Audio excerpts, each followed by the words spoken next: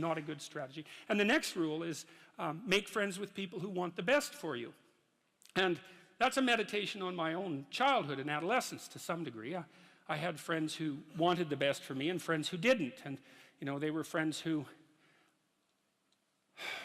some of them were aiming up and some of them were aiming down. And if you have a friend that's aiming down and you do something that's aiming up, then they're generally not that happy about it, you know. They try to top your accomplishment with one of their own, hypothetical or real, or put down what you're doing, or offer you a cigarette if you're trying to quit and you've kind of done that successfully, or a drink if you've been drinking too much and are trying to stop being an alcoholic, you know.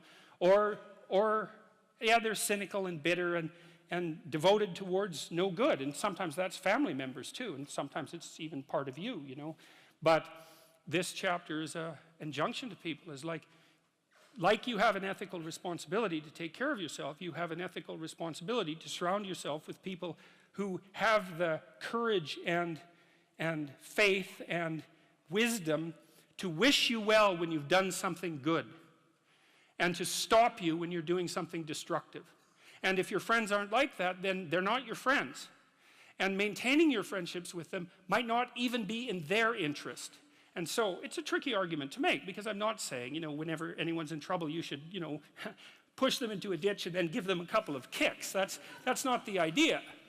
The idea is that, but I had a couple of rules I didn't write about. One was be careful about whom you share good news with, and another was be careful about whom you share bad news with. And everyone, those rules ring in people's minds quite quickly. A friend is someone you can share good news with, you know. You go to them and you say, hey, look, this good thing happened to me, and they say, look, I'm so happy that that happened to you, like, way to be. And they don't think, God damn it, why didn't that happen to me? And like, you know, you didn't deserve it, and here's a bunch of reasons you're stupid and why it won't work. It's like, that's not helpful.